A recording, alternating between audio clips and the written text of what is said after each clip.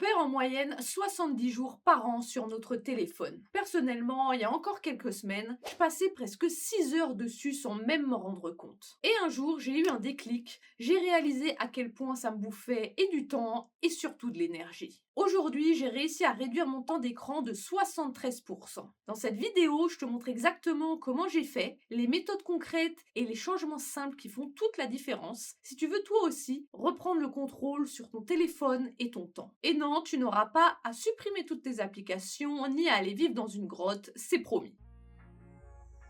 Ton téléphone, c'est comme une sirène qui attire les marins avec son chant. Tout est conçu pour capter et garder ton attention le plus longtemps possible. Les notifications sonores et visuelles, les icônes attrayantes, les applications colorées, la lumière bleue stimulante. On va donc saboter le pouvoir de séduction de ton téléphone pour le rendre moins attirant. La première méthode est la plus simple, mais étonnamment, beaucoup de gens ne l'ont jamais testée parce qu'ils ont peur de passer à côté de quelque chose. Ce fameux syndrome FOMO les pousse à rester connectés en permanence pour ne rien rater. Déjà, est-ce que tu connais l'histoire du chien de Pavlov? Son maître, avant de lui donner à manger, faisait sonner une cloche. Au bout d'un moment, juste entendre la cloche, ça suffisait à faire saliver le chien, même sans nourriture. En fait, son cerveau avait associé le son à une récompense. Et devine quoi? Ton téléphone t'a conditionné exactement comme le chien de Pavlov. À chaque notification sonore et visuelle, ton cerveau, il anticipe une récompense. Peut-être un message sympa, un like, un post, une nouvelle story, peu importe. Et ça, c'est un shot de dopamine.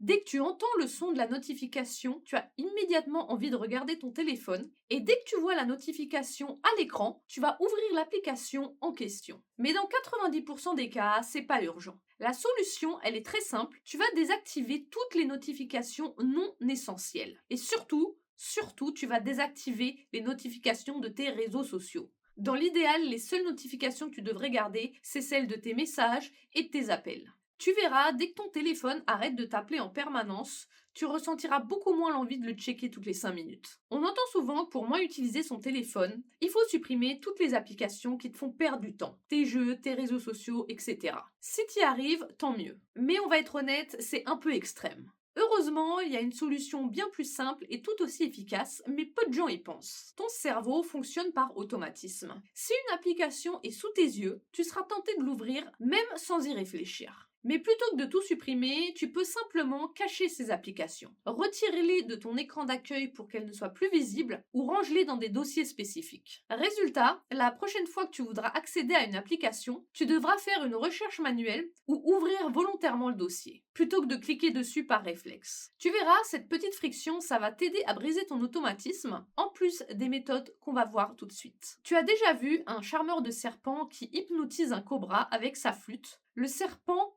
est emporté par la musique. Ton téléphone te fait pareil avec les couleurs. Chaque icône flashy, chaque application colorée est conçue pour capter ton attention et t'hypnotiser. Mais la solution est toute simple. Et si on enlevait les couleurs? Ton téléphone en noir et blanc, c'est comme un plat sans assaisonnement. Fade et beaucoup moins tentant. Scroller des heures, ça n'aura plus la même saveur et donc tu seras moins tenté de le faire. Sur un iPhone, va dans Réglages, Accessibilité, Affichage et taille du texte, filtre de couleur, puis choisis niveau de gris. Tu peux aussi faire la même chose sur Android avec une petite recherche sur Internet. C'est un changement radical mais hyper efficace. Le gros problème, c'est que nos applications préférées sont trop facilement accessibles. On les ouvre sans réfléchir par réflexe. D'ailleurs, on entend souvent qu'il faut mettre son téléphone dans une autre pièce pour ne pas être tenté de l'utiliser. Mais ce n'est pas toujours pratique. Tu as besoin de ton téléphone, surtout quand quelqu'un cherche à te contacter en urgence. Par exemple, ta grand-mère est tombée dans les escaliers et elle est à l'hôpital. C'est pour ça que j'ai une meilleure solution. L'objectif, ça va être de créer de la friction volontaire pour t'éviter de passer des heures sur ton téléphone en utilisant deux applications.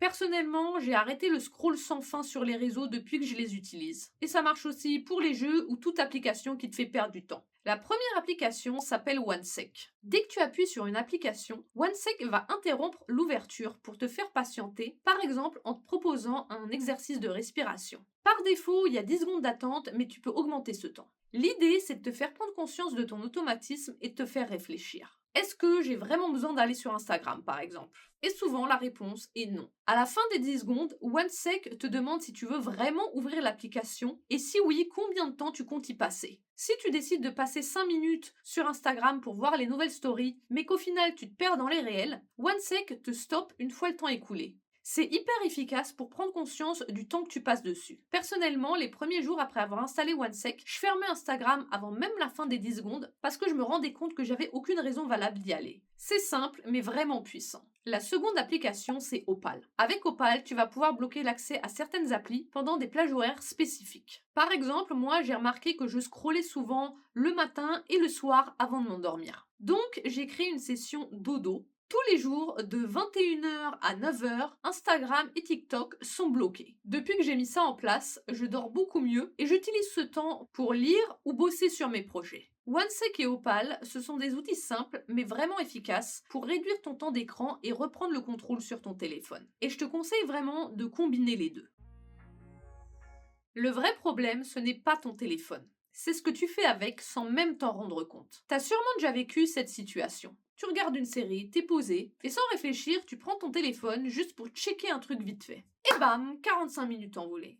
Pourquoi? Parce que t'es en mode pilote automatique. En fait, tu utilises ton téléphone sans plan, sans intention. Et quand tu fais ça, tu ne contrôles absolument rien. Tu es esclave de ton téléphone. Mais avec deux techniques simples, tu peux inverser ça pour passer de j'utilise mon tel par réflexe à j'utilise mon tel quand je le décide. Cette technique m'a vraiment aidé à me détacher des réseaux sociaux, là où je passais la majorité de mon temps. Elle fonctionne aussi pour toute application à laquelle tu serais accro, comme les jeux par exemple. Quand tu ouvres Instagram ou TikTok pour 2 minutes sans y penser, c'est comme si on t'imposait une réunion imprévue en plein milieu de ta journée de boulot. Tu sais pas pourquoi elle est là, ça te coupe dans ce que tu faisais, et elle prend toujours plus de temps que prévu. Et c'est comme ça que tu te retrouves à scroller pendant 1 heure et à te demander où le temps est passé. La solution est très simple. C'est de planifier tes moments sur les réseaux comme tu planifierais une réunion dans ton agenda. En fait, tu vas choisir à l'avance des moments précis pour consulter tes réseaux. Par exemple, 15 minutes après le déjeuner et 15 minutes le soir avant de te coucher. Et le reste du temps, tu n'y touches pas. Quand tu as un créneau précis, c'est beaucoup plus facile de résister à la tentation. Tu sais que tu vas pouvoir accéder à l'application plus tard quand c'est prévu. Tu contrôles au lieu de te faire contrôler par ton téléphone.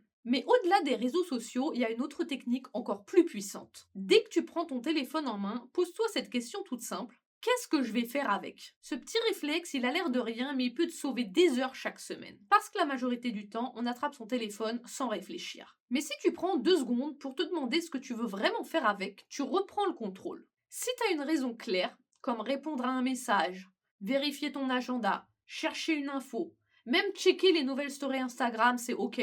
Nickel, vas-y. Mais si tu n'as pas de raison valable, repose-le tout simplement. Quand tu combines ces deux techniques, tu changes complètement ta relation avec ton téléphone. Tu choisis quand tu l'utilises et surtout pourquoi.